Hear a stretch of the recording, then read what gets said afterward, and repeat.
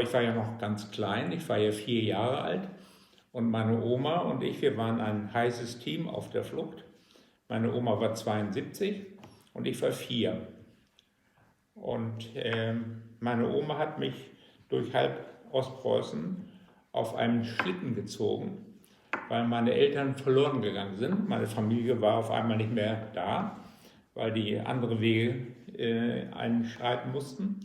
Und dann ist meine Oma und ich als heißes Fluchtteam weitergezogen, alleine. Ich auf dem Schlitten, eingewickelt in Pelze, weil ich eine Lungenentzündung hatte. Und meine Oma mit 72, naja, die war sie auch nicht mehr ganz frisch, die hat mich gezogen. Mit 72, alle Achtung, dass er es gemacht hat und geschafft hat. Aber wir waren nicht schnell genug. Wir sind dann vom Russen eingeholt worden und befanden uns dann in einem kleinen Dorf. Und der Russe hat dieses Dorf eingenommen und wir wurden als Gefangene festgesetzt. Und die Zeit beim Russen fand ich sehr spannend, weil ein Russe hat mich gefüttert mit Bonbons und ich mochte die Russen sehr. Meine Oma mochte die Russen nicht so sehr, weil sie hatten dann auch versucht, mit meiner Oma dummes Zeug zu machen. Und da hat ein junger Offizier der Russen hat das unterbunden und hat meine Oma beschützt vor den anderen Russen, die alle betrunken waren immer. Das war ein Offizier und das andere waren ja Mannschaften. Und als Offizier kann man ja sagen, hört mal auf jetzt hier, Schluss jetzt. Ne? Und der hat meine Oma im Grunde genommen beschützt vor den anderen Russen. Er hat gesagt, dass ich auf seinen Schoß kommen soll und hat mich dann gefüttert mit Bonbons.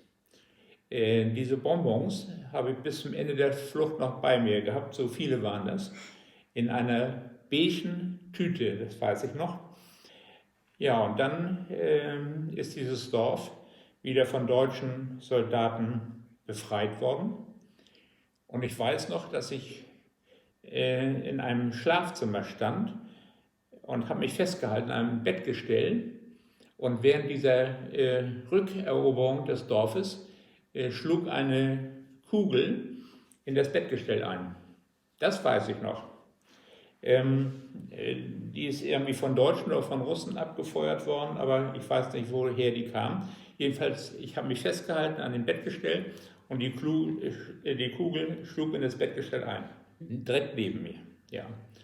Und ja, und dann ist meine Oma mit mir weitergezogen auf dem Schlitten und wir kamen dann auf das Haff bei der Kurischen Näherung bei Danzig und da wurde ich von einem deutschen Soldaten auf den Arm genommen und der ist mit uns zu einem Hafen zu Fuß gegangen. Wir haben dann eine Nacht auf dem Haff verbringen müssen und wir lagen auf einer Eisplatte. Ich lag in den Armen meiner Oma und mit Pelzen umwickelt. Und da haben wir eine Nacht auf einer Eisscholle verbracht und warteten auf ein Schiff, was uns dort in Pillau abholen musste und nach Stralsund gefahren ist. Es war ein Stück zugefrorenes Wasser, wo man drauf gehen konnte und da haben wir übernachtet, auf diesem Eisstock. Und wir konnten auf ein deutsches Minensuchboot einsteigen und wir sind dann mit dem Boot über die Ostsee gefahren, in der gleichen Zeit wie die Wilhelm Gustloff versenkt wurde, sind wir dann nach Stralsund gefahren und dann waren wir in Sicherheit. Ich kann mich nur an die Szene erinnern mit den Russen, als die Russen meine Oma fragten, hast du eine Uhr? Und dann hat Oma gesagt, habe ich nicht. Und da habe ich gesagt, Oma, du hast noch die goldene Uhr von Opa. Kindermund ist ja Gottesmund. Ne? sagt man. Und dann hat der Russe gesagt, her damit. Und dann musste Oma die Uhr ihm übergeben. Und der hat sich sehr gefreut über meine Offenheit. Meine Oma weniger. Die hat sich nicht gefreut, weil das war ein Erbstück auch ihres Vaters. Mein Vater war früher Oberförster in Ostpreußen. Meine Mutter hat ihre Kindheit verlebt mitten im Wald in Masuren. Ja, so, das war so die Geschichte meiner Fluchterlebnisse. Mehr weiß ich nicht über die Flucht. Es ist noch viel mehr passiert. Es ist ja so viel passiert damals in der Zeit, dass die Pferdefuhrwerke übers Haff gefahren sind. Die ganzen Fuhrwerke eingebrochen sind im Eis mit Mann und Maus und Pferden versunken sind in der Nähe im Haff. Aber das weiß ich alles nicht mehr so. Das Wort Mobbing, das ist eine Verniedlichung unserer Erlebnisse. Die Eingliederung fand statt bei meiner Cousine damals in Lüneburg. Da haben wir dann gewohnt, aber nur ganz kurz, weil das sogenannte Mobbing uns rausgetrieben hat, sofort aus dieser Verwandtschaft zu entkommen. Entkommen, der richtige Ausdruck. Wir waren für die Verwandtschaft meines Vaters waren wir Schmarotzer, miese Flüchtlinge, nichtswertige Menschen. Deswegen sind wir dann umgezogen in einen unterirdischen Bunker und da haben wir fast 10 Jahre gewohnt. In einem unterirdischen? In einem Bunker. Der war also fast unter der Erde, also es waren so Fenster, die gucken so gerade halb aus der Erde raus. Und da haben wir 10 Jahre gewohnt, in einem Bunker. Und ich muss sagen, die Kindheit dort, das war mitten auf dem Lande, ganz weit entfernt von der Stadt, die Kindheit war für mich ein Traum, weil ich in der ganzen Zeit in der Natur gespielt habe, mein Spielzeug selber gebaut habe, aus Ästen und Steinen und was weiß ich. Es war für mich eine ganz tolle Zeit. Und ich habe in der Zeit eine Dackelzucht aufgebaut. Ich habe seinerzeit 10 Dackel gehabt. Und die waren aber den ganzen Tag über unterwegs auf den Feldern und die kamen nur mal abends wieder zum Fressen und zum Schlafen. Es war eine tolle Kindheit, muss ich sagen. Und meine Verwandten, unbeschreiblich. Unbeschreiblich, wie sie die Flüchtlinge gehasst haben geradezu, weil wir angeblich denen ein bisschen Lebensqualität weggenommen haben. Das war ein Martyrium, die Flucht nach der Flucht. Ja, das war wieder eine Flucht von der Verwandtschaft. Wir mussten weg von denen, weil das war untragbar. Es war eine hasserfüllte Situation. Also wir haben uns seinerzeit ernährt, vorwiegend von Hühnerfutter. Wir haben seinerzeit, musste ich immer eine Tüte abholen bei unserer Verwandtschaft, da war Hühnerfutter drin. Ja. Alte Brötchen und was weiß ich alles. Und davon haben wir uns ernährt. Ja. Von Hühnerfutter? Ja, richtig, von Hühnerfutter. Also es gibt in der Nähe von Lüneburg gibt es einen Ort, der heißt Bardowijk. Ich weiß nicht, ob Sie ihn kennen. Und in diesem Ort, Bardowijk, da wohnten unheimlich reiche Gemüsebauern, die Gemüse in Hamburg lieferten. Und Bardowijk war ein Ort, da wohnte ein entfernter Verwandter von uns. Und meine Mutter hat damals zu mir gesagt, fahr doch bitte mit dem Fahrrad mal nach Bardowijk, das war nicht weit, und versuch doch mal ein bisschen Essen zu bekommen. Das war ein Bauer. Und der Bauer hat dann mich zwar begrüßt, aber auch nicht mehr. Und dann hat er mir eine Tüte eingepackt mit halb verfaulten Äpfeln, also Fallobst, aber nicht die Originaläpfel, sondern nur Fallobst.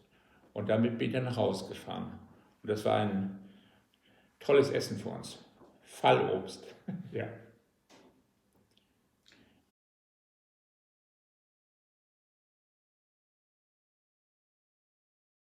Ich glaube sehr stark. Ich glaube äußerst stark, weil die Folgeerscheinung der Flucht war ja eine absolute Armut. Und ich bin in einer absoluten Armut aufgewachsen, bis ich so 18 war. Und diese Armut äußerte sich so: Ich habe das Gymnasium in Lüneburg besucht, dieses Johanneum. Und wenn wir eine Klassenfahrt machten, dann haben die Lehrer öffentlich gesagt: Jungs und Mädels, fragt eure Eltern mal nach Geld, weil der Rolf Böckmann mitkommen soll auf die Klassenfahrt. Das heißt, vor mir wurde dann gesammelt für mich, wegen Armut. Ne? Und das war nicht nett. Das war überhaupt nicht schön. Meine Schulzeit war ein Drama ersten Ranges mit Erniedrigungen am laufenden Band. Die Schüler, das waren herzlose Leute, herzlose Burschen. Ich war damals ja, wie alt war ich damals? 10, 12 Jahre alt. Und die Schulzeit war schon ein Martyrium. Das gibt nichts Spezielles, aber es war immer wieder die Sprache darauf, dass wir arm waren. Und das waren alles Kinder von reichen Leuten. Das waren alles Kinder von Lüneburger Medizinern und Anwälten und so weiter. Und diese Schule, das Johanneum, kostete Geld. Meine Mutter hat für uns 3 Kinder ermöglicht, dass wir das Johanneum besuchen konnten. Das kostete damals 40 D-Mark pro Kind im Monat. Und das war schon eine heftige Zeit, muss ich schon sagen. Das war eine Diffamierung meiner Person durch Armut. Also meine Mutter war eine Frau, die sehr gebildet war, die in Königsberg die Kunstgewerbeschule besucht hat. Sie war künstlerisch sehr begabt. Ich habe heute noch Bilder von ihr, die sie gemalt hat. Und meine Mutter hat dann Sämereien, wissen Sie, was Sämereien sind? Samen für Blumen und Kohl und was weiß ich, auf dem Lüneburger Wochenmarkt verkauft. Sie hat einen kleinen Stand gehabt. Und dieser Stand musste immer zweimal die Woche aufgebaut werden. Und dieses Aufbauen musste ich übernehmen und musste dann den schweren Tisch schleppen zum Markt und musste den Tisch aufbauen. Währenddessen gingen meine Schulkameraden der reichen Leute, die gingen dann auch über den Markt zum Johanneum hin und fingen auch an, mich zu hänseln dann, weil ich einen Tisch schleppen musste für meine Mutter. Und meine Mutter hat uns damit ernährt und auch miternährt durch künstlerische Dinge, die sie hergestellt hat. Kunstgewerbe-Dinge hat sie hergestellt und hat das verkauft an die reichen Lüneburger. Damit hat sie uns ernährt. Meine Mutter bekam damals eine Rente von Minimalrente, im Grunde genommen gar nichts. Und da habe ich noch Hochachtung für meine Mutter. Schade, dass sie nicht mehr lebt. Finde ich sehr schade. Ich bin kein Ostpreuße mehr. Ich bin zwar da geboren, aber ich bin einfach aufgewachsen in ganz anderen Sphären. Deswegen ich bin nicht so interessiert an der Flucht oder an Ostpreußen, weil ich zu klein war. Ich habe das nie gelernt, die ostpreußische Sprache. Mein Bruder, ja, der kann das noch. Peter Gehrig, ja. Ich musste ja seinerzeit, ich habe kein Geld gehabt. Ich konnte auch eine Lehre machen, nur deswegen, weil meine Mutter jemand aus Ostpreußen kannte, der in Hamburg eine Ölfirma hatte. Ich habe also Ölkaufmann gelernt. Und ich habe dieser Situation alles zu verdanken gehabt. Ich sage mal Krisensituation, die ja jeder Mensch mitmacht irgendwann. Die Krisensituationen habe ich alle im Grunde genommen lachend gemeistert. Lachend.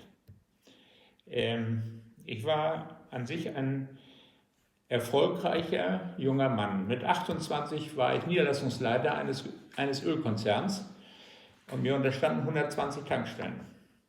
Mit 28, wohlgemerkt. Nee, mit 28, mit 26. Mit 28 habe ich gekündigt in diesem Ölkonzern. Und der damalige Vorstand des Konzerns hat dann zu mir gesagt, sag mal, bist du krank? Wieso kündigst du denn? Brauchst du mehr Geld? Brauchst du sonst was? Und da habe ich gesagt, ich bin zufrieden. Ich sagte, was machst du denn dann? Ich sage, ich gründe einen Ölkonzern. Echt? Ja. Ich gründe einen Ölkonzern. Und da hat er so gelacht über mich und hat er gesagt, ja, dann mach mal. Und wenn du im Konkurs bist, dann kannst du jederzeit mich wieder anrufen, dann kannst du hier wieder anfangen zu arbeiten. Ich habe ihn nie wieder angerufen. Ich habe meinen kleinen Ölkonzern in Anführungsstrichen gegründet und ich habe in der Zeit viel Geld verdient mit meinen 28 Jahren durch den Ölkonzern. Ich habe selber freie Tankstellen gebaut auf meinen Namen und habe Öl verkauft. Es ging mir finanziell unheimlich gut. Und dann habe ich gedacht, mir fehlt ja irgendwas an Bildung, weil ich habe ja nur die Lehre gemacht. Und dann habe ich gesagt, ich studiere jetzt. Dann gab es die Möglichkeit, auf dem zweiten Bildungsweg zu studieren. Dann habe ich BWL studiert. Und das BWL-Studium, das war so ein Schmarrn, so ein Blödsinn, ein theoretischer Quatsch, den ich da lernen musste. Und ich habe dann nach 4 Semestern auch aufgehört. Aber diese 4 Semester waren ein Traum. Insofern, das will ich Ihnen auch erzählen. Alles, was die Professoren mir erzählten, das wusste ich alles schon aus meiner eigenen Firma, die ich hatte. Ich habe also meine Firma gehabt und trotzdem nachmittags die Firma gemacht und vormittags studiert. BWL. Und das BWL-Studium, das war ein Traum. Nicht, dass ich da viel gelernt habe, ich habe gar nichts gelernt, wusste ich alles schon, was sie mir erzählten. Und ich war damals 30, frisch geschieden und ich fuhr einen feuerroten BMW 2500. Das war das größte Auto auf dem ganzen Parkgelände der Uni. Und ich hatte in dem Auto ein Autotelefon. Damals gab es in ganz Deutschland nur 20.000 Autotelefone. Und eins war in meinem Auto, ein riesen Kasten im Kofferraum. So, und meine Kommilitonen dachten alle, das ist ein Spinner. Der telefoniert jetzt nur mit seiner Freundin, um da eine Show zu machen. Ich musste aber das Autotelefon haben, weil ich mein Öl einkaufte in Rotterdam. Da gibt es heute immer noch den Öl-Spotmarkt. Und ich musste also unbedingt telefonieren, sobald die Vorlesung zu Ende war. Und da habe ich mal vom Auto gesessen, und das war mein Büro, und habe also telefoniert. Die Jungs und die Mädels haben das alles registriert, mein BMW und das Autotelefon, haben sie gedacht. Das waren nur die Jungs, die gedacht haben. Die Girls, die waren alle 10 Jahre jünger wie ich. Die waren 20 und ich war 30. Und ich sage Ihnen, ich habe die Chance meines Lebens gehabt mit den Girls. Die haben mich dann gesehen, wie ich dann mittags telefonierte. Und dann waren die Vorlesungen zu Ende. Und dann waren die Girls dann abends. Und ich habe sie immer eingeladen zum Essen in den besten Restaurants. Und ich muss sagen, ich war ein sehr begehrter Junggeselle. Damals. Ich sah auch ein bisschen besser aus als heute. Na, viel besser nicht, aber ich sah schon besser aus, ja. Und die Girls haben mich also angehimmelt geradezu, weil das mit den Restaurants, das war unschlagbar. Ne? Und mein Autotelefon, das fanden die sehr interessant. Doch, das hat insofern schon indirekt damit zu tun, weil ich durch die Flucht, glaube ich, und die Zeit danach sehr abgehärtet war. Mir konnte keiner mehr was. Ich war selbstbewusst, weil ich musste mich ja verteidigen in alle Richtungen.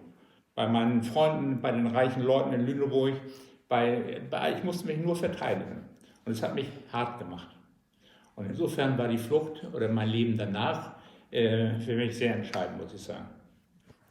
Und ich bin auch der Meinung, dass die Flucht und das Leben danach, insbesondere das Leben danach, hat mich schon sehr widerstandsfähig gemacht gegen alle möglichen Anfeindungen. Heute, ja, mit 80 Jahren, ich kann zufrieden sein finanziell, aber die Basis war meine Erfahrung nach der Flucht. Ja, die Ausgrenzung, ja. Und die hat mich so stark gemacht. Ich habe immer nur bei Problemen gesagt, leck mich doch. Und ich bin heute der Meinung, dass die Erbengeneration, die es ja heute gibt, dazu gehören auch meine Töchter und meine Schwiegersöhne, die Erbensituation hat mich noch stärker gemacht. Ich habe nichts geerbt. Nichts, null. Null geerbt. Und ich musste alles von klein auf mir erarbeiten. Und das war ein Segen. Ich möchte heute nicht in der Situation der Erben sein. Überhaupt nicht widerstandsfähig. Nur geerbt. Geld in Hülle und Fülle, Vermögen ohne Ende, aber rein menschlich gesehen, nee. Insofern bin ich so froh, dass ich nicht geerbt habe.